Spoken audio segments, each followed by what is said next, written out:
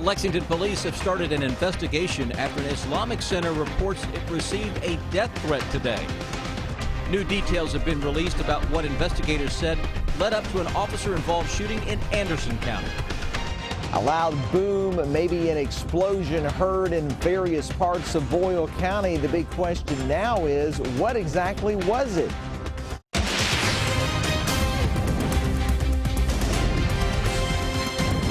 WKYT News starts now with breaking news.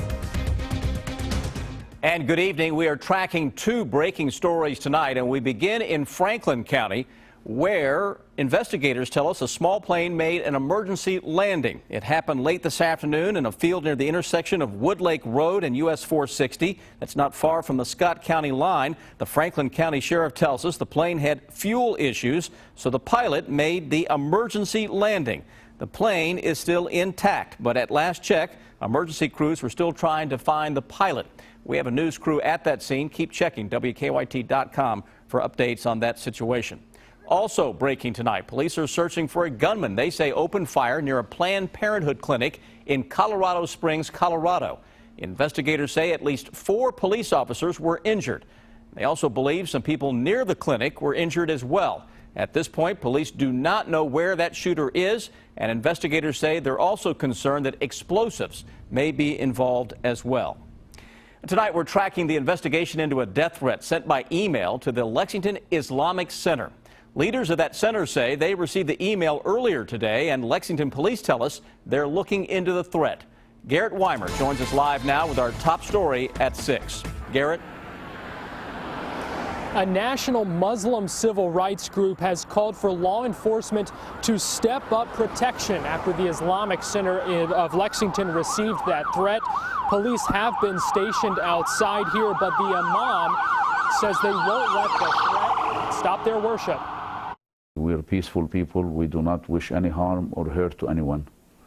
We advocate peace and harmony, and we expect the same. They received the threat in an email this morning. Shalash says the email came from an iPhone and the person left his name on the message. Shalash says they contacted the county attorney, the Council on American Islamic Relations, the FBI, and Homeland Security.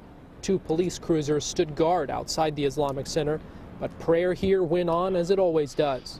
Allahu Akbar. They believe it's no coincidence that they got the threat today, a Friday. Friday is the Islamic Center's busiest day. According to Shalash, 250 to 300 people come to pray on Friday afternoons. It will be a mass murder, for somebody to kill so many people at this time, and none of us is armed.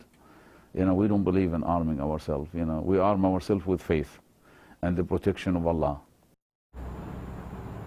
Lexington police say they're still looking into it, and they have not yet made any arrests. Live in Lexington, Garrett Weimer, WKYT. Garrett, thank you. Now, according to a preliminary report from the Council on American Islamic Relations, backlash against Muslims has spiked since the terror attacks in Paris, France, 2 weeks ago. People living nearby tell us they heard a crash and then gunshots. Tonight, we're learning more about an officer-involved shooting in Anderson County. It happened this morning along Ballard Road west of Lawrenceburg. Police say a man led them on a chase before he crashed and pulled a gun on the officers. Victor Puente has the latest. This curvy country road in rural Anderson County was covered in police tape around 9 this morning. There's little crashes, but I haven't seen one this big in a while. That wild crash came about after a police chase that ended in a shooting. Kentucky State Police say it started in Lawrenceburg when an officer there tried to stop a man driving a red pickup. They say that driver took off, going more than 10 miles with police pursuing him. During that chase, the truck collided with another pickup on this stretch of Ballard Road. Kentucky State Police say after that crash, the driver of the truck that police had been chasing pulled out a handgun, and a Lawrenceburg police officer fired a single shot, hitting that suspect. At first, I heard a big crash. Then I heard a couple of gunshots, about 3 or 4 gunshots. And then I heard a cop say, "Get on the ground, get on the ground." Both the suspect and the driver of the other vehicle were airlifted to UK Hospital. Keely Gabhart says that other driver is a friend of her family's, and at the scene, he seemed to be pretty hurt. Not very good shape. But he's since improved. The hospital now says he's in fair condition. As for the suspect, police haven't released an update on his condition.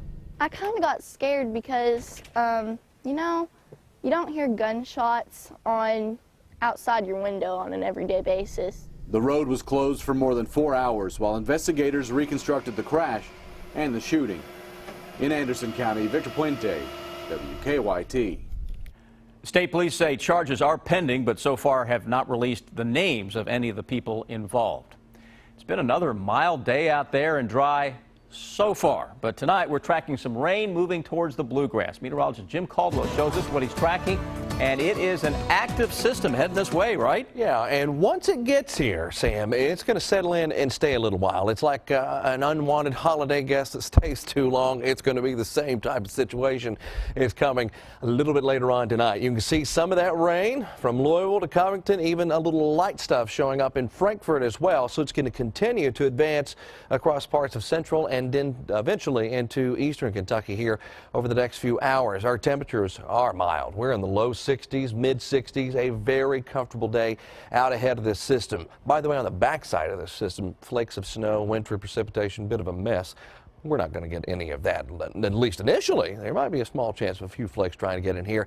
Here's our hour-by-hour outlook as we head into your Saturday. It is going to be a wet one. Now, do I think it's going to be just absolutely a downpour all day long? Absolutely not. But will you see some rain through most of the day? Yes, with temperatures staying steady in the mid and upper 50s. I will track it a little more in detail hour by hour coming up in just a few minutes. Thank you, Jim. Today, the family of a 2-year-old Frankfort boy who died in a fire last week gathered for his funeral. Demetrius Johnson's mother and younger sister also suffered serious injuries in that fire at their home. And as the family deals with a devastating loss, their friends are asking the community for help. Mike Linden has the story new at 6.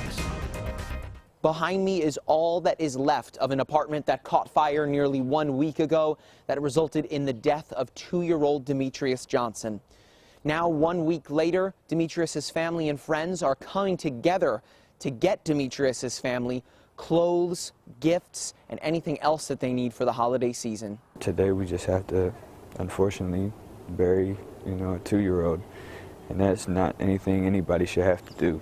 Following the death of 2-year-old Demetrius Johnson, friends of the family are trying to pick up the pieces. We're just going to be here for them and all build together. Demetrius's father's best friend, Alex Smith, says he's been financially supporting his friend while the family recovers. He doesn't have anything, clothes, ID, anything, so we really got to start from the bottom. Alex and friends of the family are asking for help from the community to help the family through the winter. They're asking for clothes, underwear, pants, shoes, and most importantly, support for the family that has lost everything. I can feel the pain he's feeling, even though I'll never understand this, but yeah, we just got to all stick together, and that's what we're doing. A GoFundMe page has also been set up to make additional donations to Demetrius's family. In Frankfort, Mike Linden, WKYT. And we have more information about how you can help that family on our website, WKYT.com. Many of you called our newsroom or sent us messages on our Facebook page saying that you heard it. People in Boyle and Mercer counties reported a loud boom that shook their homes last night. Emergency crews investigated but couldn't find any sign of an explosion. But as Phil Pendleton tells us, they have an idea what caused that noise.